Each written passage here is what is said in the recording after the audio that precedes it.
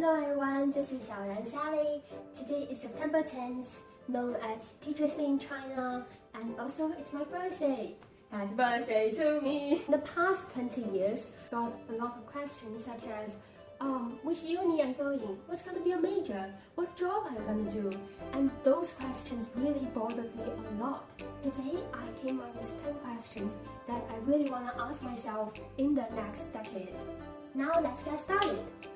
So, hello Xiaoran, at the age of 31, how are you doing? Here comes my first question, which is, what are you doing now? Since your younger self chose to do Asian studies and sociology, there are many career pathways such as public sector, international relations, cultural diplomacy, or even business. And I assume no matter what kind of career pathways you chose to do, you probably would always be related to the teaching sector, like education sector, because you were born in Teachers' Day in China. Here I just want to quickly say to my beloved teachers, 教师节快乐! Thanks a lot for your help and support in the past 20 years. And also shout out to my dad, who has been an amazing teacher at a local high school and Confucius Institute. He guided me through every crucial decision of my life. Without his efforts, I couldn't gain such a wonderful educational experience. And my second question here is, how is your current Chinese and English level? You were born in China, raised until the age of 15, and finished your secondary and tertiary education overseas.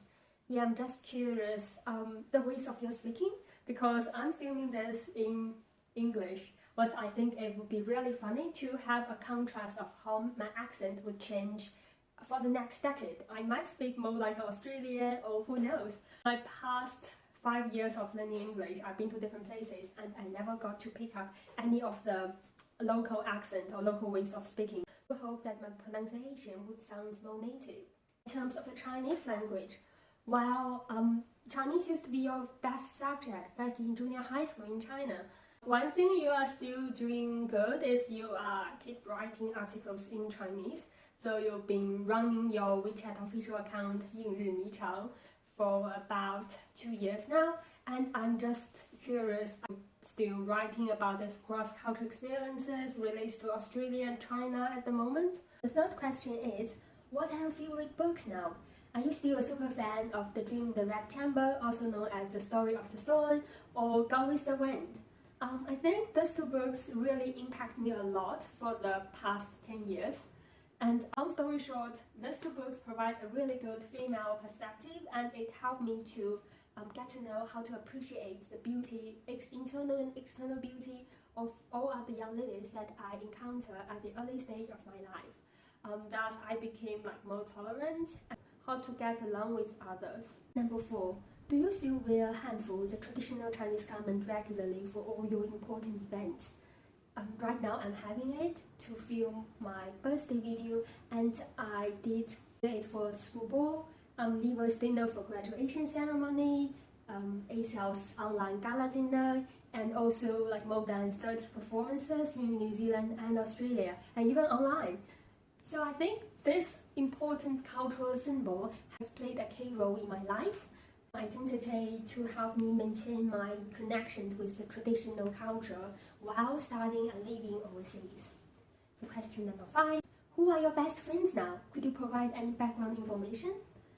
Because I've been staying in my hometown for about 9 months, or even longer than that, I got a lot of time to catch up with my old friends, because we all been to universities, and now we've been home for about half a year and have lots of gorgeous time together. This was designed for my best friend back in primary school for her 21-year-old birthday, and now I'm just using it again for my video to make the most of it. And I really want to know, do you still keep in touch with them for the next decade? You've been knowing each other for 14 years, and would this number get up to 24? So when you get to 31, you still celebrate birthday together and have lots of fun. Also, for your old mates back in Hamilton and Edmonton, do you still keep in touch with them? So every time I move to a new place, I always miss the old friends. But one of my good friends told me that everyone's just a passenger of each other's life. That really depends on case by case. This year, despite I'm staying at home, thanks to ACAA, I got to meet many professionals in Australia China space through our Let's Grab a Coffee online episode. And thanks to Akia, I got to organize and participate in the Australia China Emerging Leaders Summit and Women's Network. Like, I couldn't believe I actually made friends from Melbourne to Canberra to Brisbane, Sydney, Perth, Tasmania, like all these places across Australia just by staying at home. Please tell me that you actually been to these places. You got to travel around Australia after graduation, and hopefully you got to meet some of them in person. So you can actually grab a coffee offline. The next question is, hi Tani! At the time I turned to the age of 31, you will be turning 14. You will be an old lady. Old lady. Honey will be old. Old lady. So question number 7. How are your family? Do your parents and grandparents stay safe and healthy? Well, I hope so. Like, this is another hard topic for you to talk about. Like, I thought the others, when they talk about this, they actually burst into tears and couldn't speak for a while. So I hope you wouldn't be too emotional. Like I hope you don't have to be emotional when talking about this topic. How is my mom doing after 10 years? Like, she's such a talkative, active leader of our family, and she has been the best mom I have ever seen.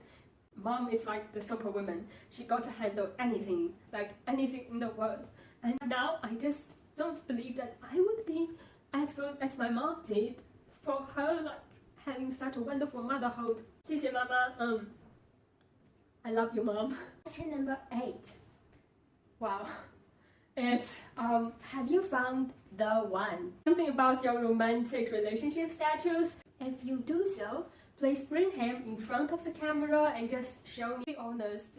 If you want someone to be kind, patient, thoughtful, all those good kind of personality, you become someone yourself.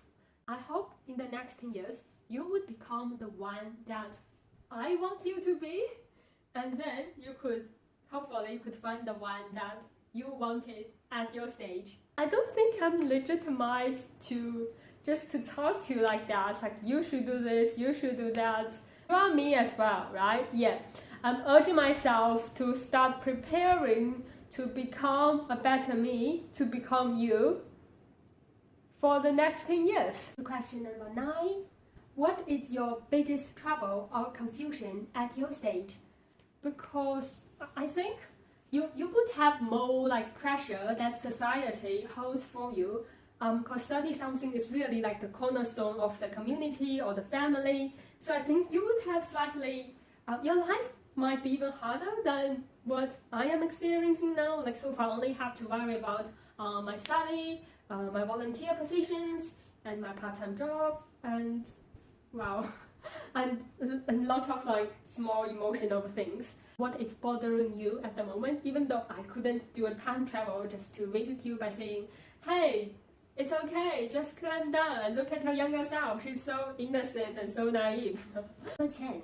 So the very last question is there anything you could never done 10 years ago? I can literally just talk to you for ages, but I will just stop here, and dear Xiaoran, I will see you in 10 years. See you!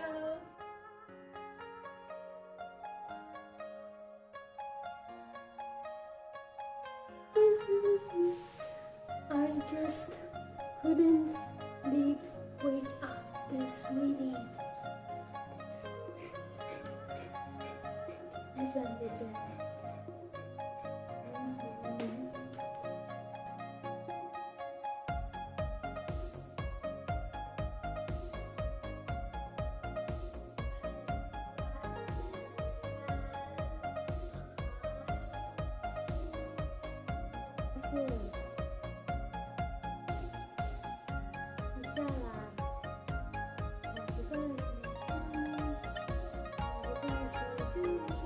Happy birthday